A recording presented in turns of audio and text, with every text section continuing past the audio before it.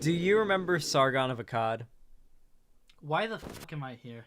Did Um, you ever watch Sargon of Akkad back in the day? My man. I thought he was pretentious when I was younger because I was like him.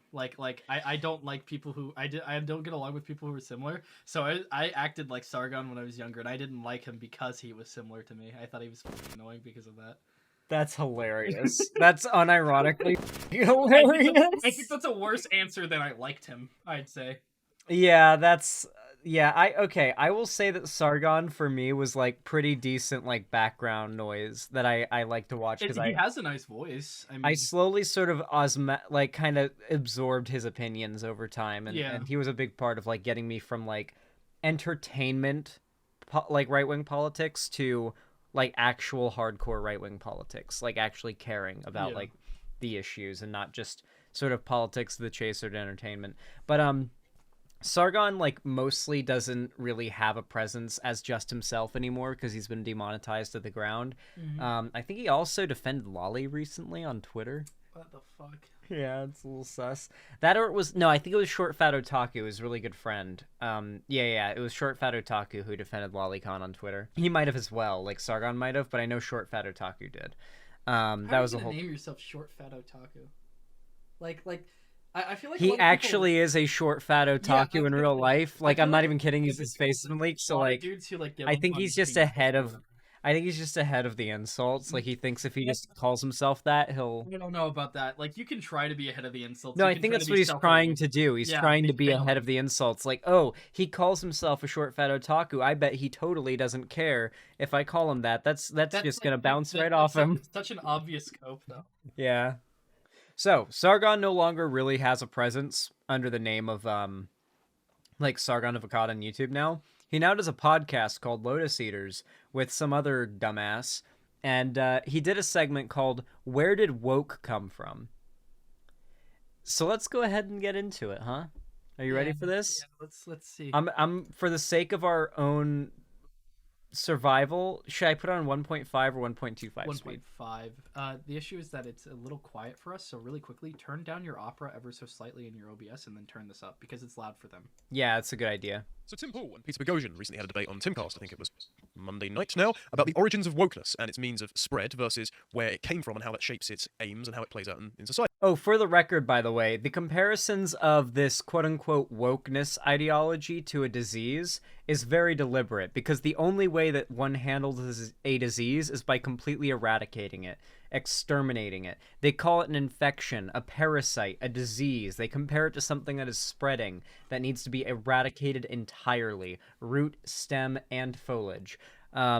This is not them talking about an ideology they disagree with. This is them talking about a group they want to eradicate. Because when they say woke, we know what they mean when they say woke. Yeah. They always mean minorities. If I remember correctly, woke started, I believe, in the like originally started in the black community as be woke, wake up. Pretty Yeah. much to like what's going on, and then it immediately got used to mock people. Pretty much. They'll no doubt argue that it's a word for a concept that has existed for longer, though. I mean, concept maybe, but I bet that's what they'll try to argue. We'll see. Both are obviously friends of the show. Tim's shouted out not to stop podcast, but actually one or two of my segments before, which I'm really chuffed about. I chat to Surgeon and Phil Labonte. Okay, they're talking too quickly. We got to slow it down a bit. yeah.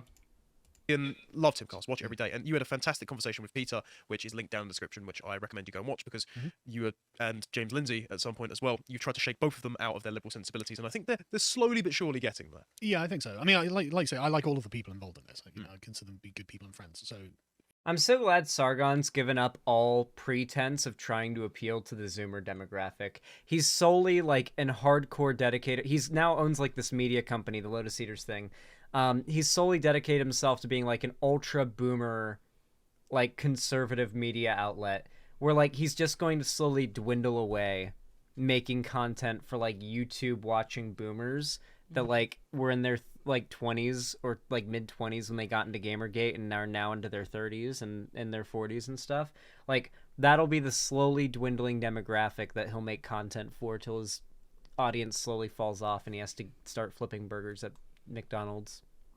I I don't know why these grifter guys don't immediately cover like getting out. Like, why do they let themselves sizzle? You know? I think it's because they're too like in deep. They're in too deep, and I think they recognize that politics is a cycle, and they think they can come back in when the time is right. Okay. I think they're too like prideful to give up. Yeah, this isn't going to be an attack on them or anything like that. No, it's not going to be an attack at all because I think they're both looking at the same issue from two very divergent perspectives, and I feel like we need a synthesis of both of their opinions because I think one's right on the origins and one's right on the means of distribution. And so I think we're going to look at what exactly woke culture is, where it Listen, a year older than me and above is boomer. Okay, that is how it works. That's when you draw the line at like 25? Mhm. Yeah. Okay. But it moves with me. It moves with you. Okay. Yeah. I'll call everybody like a year or two older than me a boomer. I call anyone Forever. who's like over a year and a half older than me old as fuck and going to die soon. True. And, it's my favorite. Accurate. came from and how we can attack it and deconstruct it by understanding how Bro, it what the spreads fuck? I'm best. 25. So, bit of a chicken and egg question, but I thought we'd start off with something we're accused of never being able to define. What is wokeness? Now, quite a few years ago, a small YouTuber by the name of Sargon of Akkad, which I'm not sure what he's up to these days, decided to watch Ash Sarkar's denial and then quick definition of exactly what woke culture is. So, if we just play this easily accessible clip, please, John. What precisely do you mean by woke? What exactly do you mean here? What is woke culture? This is what no one has been able to explain to me. What is woke culture? To answer Ash Sarkar's totally honest question of what is woke culture, we now turn to respected television academic Ash Sarkar from later in that very same podcast. Woke is... Wait, just define woke. Conservatives, just define woke yourselves. Stop trying to do gotchas by playing clips of lefties defining woke and saying, well, this and that. Just define it yourselves, because every time you say this or that is woke, it's always like when a minority is in a piece of media. So if wokeness is a disease you need to eradicate, and you say that minorities being in a show is woke, the only conclusion I can draw is, well, what conclusion do you draw, Ethan? Listen, just like Alex Jones JQing by accident when he means to say liberal, it's just a stand-in for what they actually want to say, which is whatever slur ends up being applicable to the minority group, or hell, not even minority group, just like group they don't like, you know? It's just an obvious stand-in for thing we don't like, as basic NPC fucking brain dead as you can get. There's nothing else to it. But it's a very useful term to have whenever you want to dehumanize as many as you can at once, and want to have a label you can freely slap on whatever you can to immediately dehumanize it, as you have with previous groups you've slapped it on. That is true. Remember, conservatism is all about labels. While the left does, to an extent, care about labels when it comes to, like, identity and whatnot, that's not what I'm talking about here. The right is about labels of insults. They need you to be a snowflake. They need you to be a terrorist. They need you to be a groomer. They need you to be a soy boy. They need you to be a cuck. They need you to be a... There is a list of insults and different labels that you have to be called from the right, because that's what they need to put everybody into categories and put labels on them. And the two biggest categories are winners and losers. And they tell their audience the right are winners, and if you believe in what the right believes in, you will be a winner. And if you believe in what the left believes in, you will be a loser. And it appeals to people who are deathly terrified of being thought of as losers by losers. Yeah, there's not much more to it. There really is not much more to it than that. Accepting that LGBT identities are valid and should be protected under the law, that woke culture is an acknowledgement that there are racialized outcomes reproduced through institutions in society, and people of color measurably are treated differently. true. What I want at an interpersonal level is understanding, empathy, and solidarity. And at a political level, I want the pursuit of redistributive goals, whether that's power, whether that's wealth, whether that's land, in order to Now pursue aims of Sargon's social in the bottom justice right along corner. class, gender, and race lines. So the premises appear to be that man's state of nature is equality, that the only way to reach that, again, because civilization has distanced us from that, is to affirm your self-conception, so validate your identity, and have... Dude, you know what's wild to me is, like, literally a couple years ago, Sargon of Akkad was, like, white nationalists posting about the Great Replacement in his debate with Vosh, and now he's trying to do the whole, like, we have to debunk the woke left thing, and it's like, dude, you've already masked off You've about. blown your load, clean up your cum. You Yeah, can't try going a second no. time without You cleaning can't up your clean up your cum. Yeah. You've blown your load everywhere. It's in the keys. Yeah. It's in the fucking keys. You're trying to like pass it off as like sauce, but it's clearly cum in the keys. It's staining. It's even. staining the keys. God. You're gonna need some WD-40 and a jackhammer to get that cum out of those keyboard keys. Such a good thing. Political interventions to enact a redistribution of wealth, power, and land across identity lines. Yeah. That seems to be a pretty sensible and easily understandable definition of woke. So I think we can operate based off of that. I would Race, class, gender, and sexuality, socialism. Yes. Is the summary of it. yeah. This is socialism. Okay, let me define woke as is used nowadays for you guys, okay? Woke basically means progressive. You can literally just point to another word. It's identical. Woke means progressive. Though you could argue woke in the mind of conservatives also includes the more virtue signaling aspect, but regardless, woke is literally just a buzzword. It means progressive. It's the same as SJW. It's the same as like fucking snowflake. There are tons of words the right has used to call progressives in the past the same group of people fighting for the same ideas, generalized rights, and the ability for people to live as they are freely. The right has always needed a way to paint those people fighting for freedom and, you know, human rights as worthy of insult. So they find labels and insults for them. Yeah, PC, like politically correct. PC culture was what came before woke culture.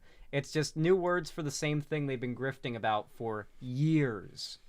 I would also add perhaps a more academic version, which would be intersectionality plus praxis. So woke is the adaptation of the intersectional worldview into whatever the current thing is to advance its overall aims, which is to apply an intersectional lens to any particular topic. Yeah. That's what woke is. Yeah. So Tim disagrees. Tim actually says that it doesn't really have any academic content whatsoever, and it's a materially generated product, and it's come from algorithms. Right. I mean, I've read the literature on how intersectionality came to be, so I know that's not correct, but Tim's not. Okay. I don't believe that Sargon has read anything. I don't know if you guys know this, but back in the anti-SJW era days, Sargon of Akkad was famous for not reading anything. So much so to the extent that one of the most notorious, like, Sargon... This was like the internet version of that scene in that one Batman movie where Bane picks up Batman and, like, snaps his spine over his fucking knee, okay? It was when, who was it? 3 Arrows shows the clip of Sargon making some stupid, insane claim while off of an article that he's citing, and he shows the article on screen. But because he didn't edit his videos very thoroughly at the time, he forgot to edit out the quote in the article he's showing that debunks the thing that he is trying to derive from the headline, proving he didn't read it.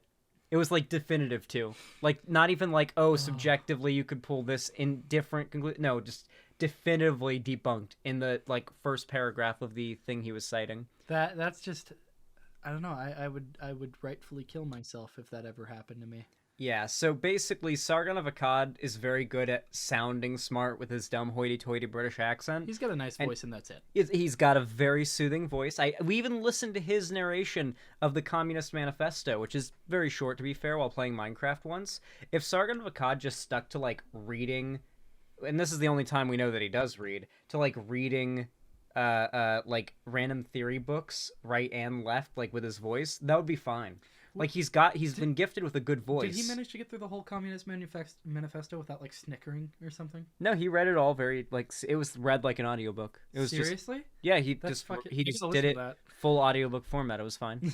It wasn't like he wasn't stopping and like commenting on it. He wasn't like laughing through it. He was just seriously reading through it. It was actually fine. Yeah, and that's how I consumed the Communist Manifesto was Sargon's reading of it. Curated. Someone who spends his time reading really boring critical race theory essays, so I can understand why he doesn't have that perception. But he has obviously spoken to James and Peter in this podcast, and they have a bit of a battle over that because Peter believes it's all downstream of academia, then it goes from academia to the campus with all the students, then it goes from the campus into corporations and the culture, and it contaminates everything ubiquitously. Tim is right that social media has been a great disseminator of Yes. the memes of social justice, intersectional social justice. So Tim's contention is that social media itself created it. And No, it's not I can summarize it, and I'll play this clip in a second to let him. Okay, I love how the right is now trying to claim that social media is the like proliferator of wokeness, while it is unanimously agreed upon by sociologists and people who study the way that certain ideas spread on the internet, that the internet has done more for the far right and white supremacy than it has for the left. Like, the far right went online in the mid 2000s, and from there started to grow and recruit people from there, because when you can grow stochastically, you don't have to have direct ties to a specific organization. I don't know how they're gonna say that like social media and whatnot benefits the left when Trump's presidency is thanks to memes. It's thanks to the social media. It wouldn't have happened otherwise if it weren't for the likes of Facebook, if it weren't for the likes of Twitter, if it weren't for the likes of hell, even Reddit r/the Donald. It all started when they shot that damn That gorilla. fucking gorilla, dude. No, but like the right simply would not exist an eighth of as it is strong today if it weren't for social media. I love that fucking meme. It all started when they shot that fucking gorilla. God. Him speak for himself, but it seems to be that he's saying that all of the disparate woke terms that are rage bait started to interact and interlap when websites were making rage bait articles, when the articles would be spread over social media. So if you had a police brutality article that would cater to libertarians and a racialized police brutality article that would cater to critical race theory activists, then more terms were amalgamated to drive more rage, more clicks, more advertising revenue. And so over time, there was a snowball effect of perverse incentives to make woke profitable. He is right that this is There was an incentive there was perverse incentives to make woke profitable. I'm sorry. Once again, I'll reiterate this, okay? What sounds more realistic? An insane conspiracy where massive corporations push an ideology that objectively is less beneficial for their bottom line? Because listen, as much as like the whole like shilling to like the gays and like to like progressive like civil rights organizations about race may be profitable for these corporations, tied in with that is typically things such as being pro-union, being pro-workers' rights, a lot of other things that are just not very beneficial to large capitalist industries, you know? So the right is, or not the right, the corporations are not playing a part in bringing about this ideology. It is counter to their best interests for progressivism and intersectionality, which includes socialism and pro workers' rights and unions and stuff, to get more popular. Corporations are exceptionally retarded. You would think that they always act for money, but sometimes to avoid being decent people, they actually won't even act for the money, and it amazes me. For example, as you guys probably know, with a lot of the research going into like 4-day work weeks, it's just better for the company if you're doing a 4-day work week. You make more, you do more. You know, it's because you don't have people burnt out by the last few days because they know the end is coming quicker and whatnot. Just easier to work that way. And moving to a 4-day work week would be better for most companies, but we just don't, because God forbid we do something good. Like companies will actively avoid making nice choices, even if it means money. I don't have any reason to assume that suddenly a bunch of companies came together and said, guys, you know, we got our dick wet and all of this conservative cash, let's throw it all away. Let's start over with a new progressive movement. No, that didn't happen. No, it was a dragged kicking and screaming type thing. It has always been the people that these two are demonizing. These wealthy dudes in suits talking into it, literally $350 microphones, by the way. Hey, guess what? Same microphone as I'm using. You can look at my microphone. Here's their microphone. It's the same fucking one. $350 microphone, by the way. God knows the kind of equipment they've got each of those hooked up to. These guys are wearing fucking suits. They're sitting in leather armchairs on iPads and laptops with $350 microphones in their fucking YouTube channel. At wealthy as fuck. Talking down to... It has always been impoverished, working class, extremely radical progressive people that people like this call whiny snowflake babies, who have pushed society into a more progressive place so that there are more groups of people who are able to live free and live their own lives. And these guys have always been the types of people pushing back against it. It is just the same thing repeating over and over and over again. And what ended up happening was these corporations realized the only way to ensure that the broader societal opinion of these companies was positive was to kowtow to progressive values. Because there are not, as time goes by, there are less hardcore bigots out there, more people who just don't really care that much, and more people who are super duper progressive. You kowtow to the people who are super duper progressive, you don't upset the people who are just kind of in the middle, and the super angry racists just are loud and angry. But they are not enough to actually... We've seen with the Bud Light thing. The transphobes are trying so hard to claim that like Anheuser-Busch is losing big because of this boycott.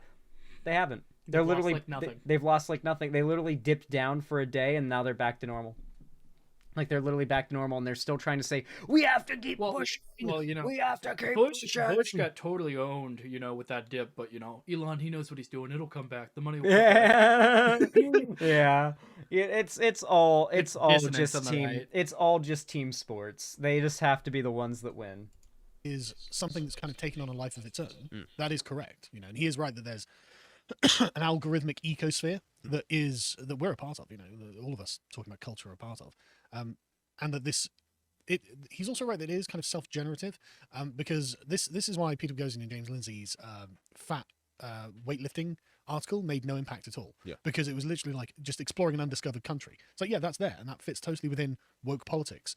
And so they didn't, you know, the conceptual penis and things like this. It was all stuff that was essentially prepackaged in the definition of what woke politics is, and it just required someone to unpackage it.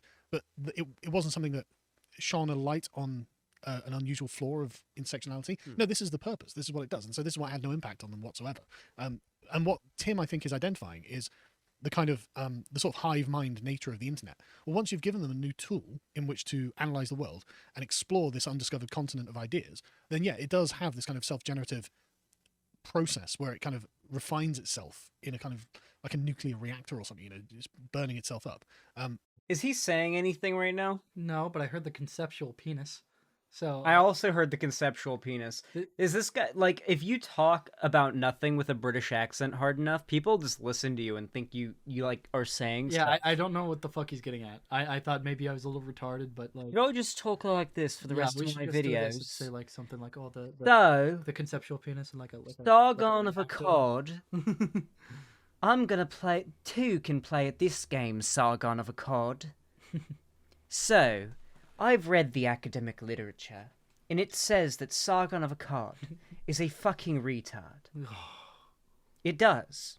I don't need to cite it. I'm quite smart myself. I've got the British accent. The fucking Alex Jones. Oh well, I've read the sources. I'll tell you. I've read the sources. No, I can't. read the documents. I forgot what they were. I've read the documents. I've read them. Okay, I've read the documents. Rogan, Joe, I've read the documents, The thing Joe. that I've come to learn after like debating both lefties that are annoying as fuck and rightoids generally, lefties at least don't try to lie all that often in a debate. They're just usually wrong. The right will just sit there and fucking lie to you. They'll because lie their face they think off. You're so fucking There- stupid. There's a reason why there is a plethora of right-wing, like AI generated like fake images being pushed as Yeah. as real. Like, there's a reason why for every like 10, or sorry, for every one lefty post that gets fact checked by Twitter users and like added context to it to prove it wrong, there are 500 conservative massive accounts that post something and get fact checked because they outright lied. And it's like to the extent that you know they knew they were lying. You want to know what's my least favorite thing since I've seen the fact checking thing show up, and this happens kind of on both sides, mostly the right. Oh well, it certainly means something that I believed it. Yeah. It means you're gullible. Yeah, it means you're stupid. It means that you're partisan as fuck, yeah. It doesn't usually happen to lefty figures, but when it does, it's usually like a tiny, like... It's happened a few times. It's usually like a... What's it called? it's pedantic. Like Yeah. it's like, oh, you got this tiny detail wrong. But with conservative accounts, it's like, this post is entirely fabricated with AI. This is not real. My favorite example is a video of it's like a very fuzzy, blurry video of a plane landing very badly, and the account claims that this is the cause of diversity hires for pilots, and it was like, expect more of this, and it got fact checked as footage of Microsoft Flight Simulator, and they like got roasted in the replies. Yeah, and they they started saw that. arguing, well, okay, I know it's fake. I obviously knew it was fake, even though they were like defending it, saying it's real for days before. Like, I know it's fake. I obviously knew it was fake posting. I would never fall for video. It's obviously video game footage, but like, it's this is what would be happening. And he tries to claim that, like, yeah, but this is just a demonstration of Well, what's gonna happen. Well, it says something that I believed it. It really reflects on the state of things. Yeah, and then there was like Donald Trump Jr. who posted the AI generated image of Trump walking down the street with like a crowd of people and like the American flags all around. Yeah. And like if you look closely, you can see it's like very obviously AI generated because all the people are blobs and all the like some of the flags are inverted and floating in midair. And Donald Trump Jr. posted this as if it was real. And it's like, you can even see the little AI generation watermark there if you look hard enough. It's just, these people literally don't care about the truth. They live in a fundamentally. delusion. But You had something? The only right wingers that don't live in a delusion are the ones perpetuating it. And there are a lot of, like we've been saying all night, there's a lot of dudes who are just grifters. They don't believe a fucking word they say. They go on trial and they say, "Sir, it was entertainment. No one could possibly take what I'm saying seriously." They don't believe fucking anything they're saying. And they're so brazen about it that it's actually kind of surprising they have any following whatsoever. Like, educate, right? But holy fuck, is it possible? Like, is it possible to truly ever fully educate people if they're this fucking gullible? I really don't know. I really don't know the answer to that. I'm gonna try. I but, mean, like, that I just keep doing my content, and every day I get messages saying that I help pull them out, someone out of the right. What would you do if God came to you, God Himself, and He said, "Alex, I have to break it to you. 20% of the population too dumb to convince of something. They're made that way. You give up." He just told you that and left. What would you do?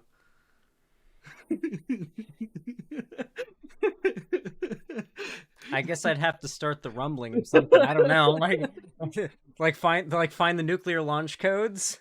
Fuck. God comes down like a dev that's like, you're not supposed to be able to beat that level, and he's like, you guys aren't actually meant to change their mind. They're Like, there for a reason. yeah, there's always gonna be those people. Yeah. Like, the game is like, you can't actually beat the game. The evil forces will always exist. You can't actually. There must always be evil for good to exist. Yeah. You know, like okay. But he is wrong that it didn't come from academia. This does all come from a series of articles written by people who identify themselves as critical race theorists, and was coined by Kimberly Crenshaw. We've done a lot of work on this on the website. Go sign up if you want to watch it. Yeah, Tim's argument that it's self-generative comes from his conversation that he had recently with 2024 presidential candidate Vivek Ramaswamy. Right. And it's on his... Can you imagine a Zoomer watching this shit? No, they're gonna lose Zoomers. Like, I'm actively like I can feel like it's that scene in The Simpsons where Homer's got like the entire factory of Homers in his brain, The monkey. and they're all like, no, they're he's like, come on, get the machines rolling, get the machines rolling. Like, I feel like that's what's happening in my brain right now to keep me focused on this video, to fight against every urge I have to just be like, I don't care. this is I boring. wish- I know they're wish British, Sargon- but I wish Sargon would turn that tablet around, and I wish that it had Subway Surfers and Family Guy on a pop out. imagine it's just Family Guy funny clips. God. That's what he's watching right now. He's got an that's what that little earpiece is. He's listening to Family Guy funny clips. Right now, we've frozen him in a moment where you get to hear the bliss of Peter saying Lois. Lois. Hey, Lois. new Culture War podcast he puts up on Fridays, which is also very good, by the way. Well done, Tim. And he said that Dylan Mulvaney is the product of the AI overlords. And that is the... Dude, do you know who Dylan Mulvaney is? Like, did you know who she was before this Bud Light fiasco? Oh, I had no fucking clue Dude, who she was. I was forced. Dylan Mulvaney's existence was forced into my brain by the right, okay? The right literally decided Dylan Mulvaney she lives in their heads rent free, I swear to God. They decided she's going to be like their public enemy number one because she's a trans woman who made a TikTok where she says it was her first day as a girl when she first came out. And so they've decided to like narrow in on that and claim that by saying that she was a girl, she implied little girl, and thus she's doing trans age play shit and thus a pedophile groomer. That is the entire justification they have for their entire media frenzy over her. It is just straight up the most psychotic shit ever. I hope she sues like crazy. I hope she's like, I don't even know if there is a type of lawsuit she needs to be able to like, with the help of the government, sue multiple Defamation. people at once for defamation. It's not possible when against these types. That's The- unless you are Alex Jones level of disabled and Yeah. like incapable of higher thought, you're not going to be able to successfully trap yourself in a system rigged for you. I'm actually surprised he got in trouble. Really. Yeah. Alex Jones straight up called the families of the dead children of Sandy Hook crisis actors and said they're paid to pretend this happened by the government to hurt gun control or to hurt the perception of guns. And I was still surprised he got. Yeah, it's actually kind of insane how far they can fucking go with it, and I'm surprised that he faced any repercussion at all because that just never happens. It's It took them literally. It took how many families was it? It was like 8 families. 8 families in the entire state or something. And I think him. 3 were there was only like 3 in the end. Like I think a Yeah. bunch of them kind of dropped out because they just didn't. They couldn't have. They couldn't didn't have handle the it funds. anymore. Well, I just think they couldn't handle it anymore. You know, like this prolonged legal battle against this psycho demon who's attacking you and your family over your dead child for political gain. This random internet weirdo who just won't leave your family alone to stop to grieve over your dead child. Chat moderators of whatever video platforms we're on. This is not a call for violence. Alex fucking took a hard puff when I said that. I'm saying this. How do these guys not end up getting hurt with how often they're just like awful people? Like, why don't we see more situations like Ethan Ralph getting his shit kicked in Ireland? I'm not saying it should happen. I'm just surprised that it doesn't more. You know? Stay back. Stay back. Have you seen that Andy Worski clip? No, I have not. You haven't? Okay, we're watching that as our palate cleanser for the end of this segment because they're just dryly droning on now. Yeah. Okay, hold on. Gun. Yeah. This is ancient. Oh my god. Yeah, there's just it Yeah, just we drops shouldn't play this end clip. We bump. shouldn't play this clip. Not on Twitch, yeah. Yeah. So like you can just this is literally seconds of playing this. Well, allow me to explain what is happening right now. Do you want me to let me explain what's happening right now, okay? This is a clip from Andy Worski's live stream back in 24 years ago, 2019, okay? This is from 2019. This is back when Andy Worski would walk around the street in cities, in this case Miami, with his text-to-speech donations on for his YouTube live stream that he'd be doing on his phone, so that people could live donate and have the like robots say whatever they want like out loud on the phone while he's walking down the street, and it could also play music. So basically, he's just walking down the street with his phone, with it just constantly screaming slurs in both music form and text-to-speech form, because that's all the people in chat are donating, and they're like assailing random people on the street.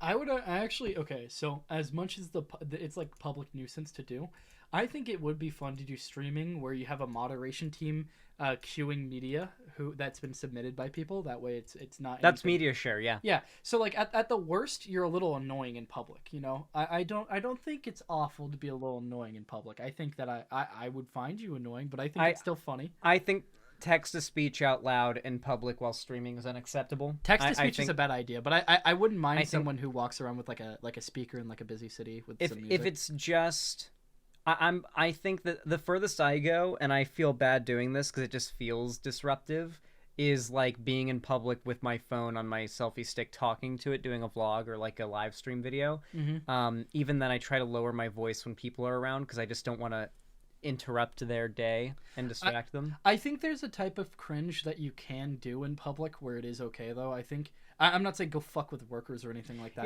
There's no one's gonna get mad at you for filming a video unless they're really crazy, and usually they're so crazy they're gonna do something that puts you into the right. There's humor in being a jester. Like, if you are embarrassing only yourself, I think that's really fucking funny, and I rate it hard. Maybe not to the level of Filthy Frank going up to a person and sitting next to him, but like walking around the park and rambling to yourself is funny as fuck if you're recording it with hidden cameras. Walking around in a silly outfit, just not being enough of a public nuisance where you're gonna ruin anyone's day, but you're just silly. I love shit like that, and I would kill for more of it where I live. I like things like that. Yeah, in Texas you'll just get shot. I don't know. Well, it depends. Depends. It depends. It depends. Well, it depends what you're doing. Depends what you're doing. It depends what you're doing and where you're doing it. Is what I'll say. I'll have you know this is a sundown town, and you best get your ass home. Good old Texas, they got a lot of them sundown. Don't go You Texas. usually get Just the don't go. sundown towns like central east. Towards Yeah, the it's like that's a Florida, like northern Florida, and like around that area kind yeah, of thing. Texas is like a weird kind of south. It has some of the worst legislations, but that's because of gerrymandering. Actually, being in Texas, there are some sundown towns, quote unquote, all over Florida where I grew up that aren't even towns. They're like a collection of 20 trailers on a dirt road, and it's like more like a territory for those. It's like, okay, yeah, that's a sundown neighborhood right there, you know, off that dirt road there. You would just like. If you were black and you were driving on this road and you accidentally turned down that like little narrow dirt road and the only option was to pull into a driveway and do like a 3-point turn and get out of there, you should just leave behind the car and walk. Listen, I love Houston. I'm sorry. I hate Houston, my least favorite place in the world, but I gotta vouch for Houstonians. I gotta vouch for dudes who lives in cities in Texas. They're usually all chill, okay? You will never really have much of an issue in a Texas city, okay? Texas cities are uber fucking based. You want to know why they're based? Everyone's neighbor is a fucking Mexican. You can't go long being a racist there, all right? You learn to love Hispanic everything if you're a Texan, okay? Texas is like noticeably a little removed from the rest of the South, I would say, because of that. Texas is unique. Like Texas itself is like there's two halves of the South. There's the South. Yeah. And there's the South. Yeah, the South. And that's Texas. Yeah, Texas is like, if you stay in the right areas, you're honestly not going to have a bad time ever. Unless you're raised by, like, Christians, then you're fucked. But I met this dude in a 7-Eleven. Louis Bambino, okay? He's an artist, okay? He's got sub 1,000 streams and everything, Louis Bambino. And he comes up to me in the 7-Eleven. He's like, dude, you got money for scratch-offs. And listen, I love tweakers. Tweakers are my favorite national animal. Okay, tweakers stay an animal. Yeah.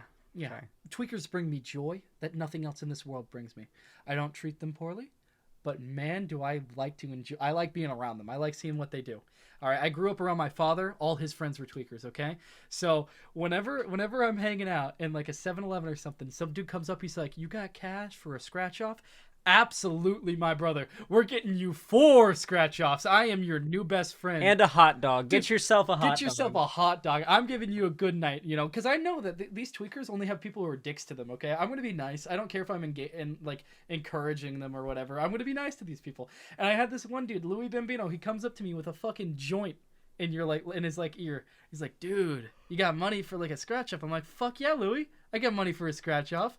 And I started trying to say, convince her to take this euro. Okay, so I gave him a euro coin because he was like $1 short. And I was like, dude, just convince her to take the euro. Okay, I'm trying to get rid of this euro I have from my time in Germany. And he goes up and he haggles with the fucking a cashier chick who she apparently knew him because he was there all the time. And I know he was there all the time from something I'll show you in a second. Mm-hmm. And he starts haggling for the fucking euro. It was funny as hell. And I eventually ended up buying him full-on tickets. Oh, yeah, you're recording. We'll let you end the segment. I'll continue the... Well, we gotta... Yeah, so... Basically, coming back around that we were talking about before, like, basically, like, when these people say they're anti-woke, they mean a lot of things by that. Woke literally just means everything they're opposed to, and a lot of that literally just means minorities. But they also mean any attempt to try to, like, limit the platforming of hate speech. When we say, like, platforming of hate speech, it's very easy to, like, imagine a certain thing in your mind, but that doesn't necessarily mean it's accurate, right? Like, the type of shit these people get up to, like the Andy Worski guy, Careful with is audio. yeah, it's fine. This Andy Worski guy, who ended up like harassing. I'll just play the like the visuals and no audio. Who ended up harassing some people with his like live stream. Ends up getting his ass kicked. Him and his friend get their ass kicked in the street for because the text to speech that people were donating was screaming out slurs, and his friend pulls out a gun and gets arrested. Yep, there you go. This guy gets arrested for pulling out the gun. You can't threaten with it. Yeah. Finger on the trigger too. Oh, and like you've literally got like the people donating actively for the TTS to scream out the N-word and whatnot. Like, this is the type of content that these people are fighting to have a platform on YouTube. That's what these people are fighting for. Because as soon as they have the freedom to do this, this is what they do. Look at DLive. Look at Cozy TV. Look at Kick. Look at the shit these people get up to. The degenerate, disgusting, like, immoral, and also just absolutely, like, gross and just unpleasant to see on the platform you're using shit these people get up to the second they find out they've got the freedom to. TOS exists for a reason. It's not this woke mind virus. It's our society has gotten more progressive, and these corporations have a desire to make more money, and so they are tailoring their TOS to more progressive more progressive perspectives. Does that make sense? Yeah, it makes sense. And there's a reason that these guys don't go to their own little corners of filth on the internet, because they've ruined it themselves. You can't browse a lot of 4chan without seeing like weird porn. Like, obviously there's the non-NSFW boards, but all the most popular ones are NSFW, and you can't browse those because they don't have much content moderation. Yeah, I definitely see that. They don't even like those platforms. There's a reason why they go to where all the normies are, because that's where everything's happening. It's the only place where they can go trigger normies. But once they make their, like, a platform more like that, they turn a platform into their little Mordor, everyone leaves, and it's like just a cesspool. So, yeah, that'll probably happen to Twitter pretty soon.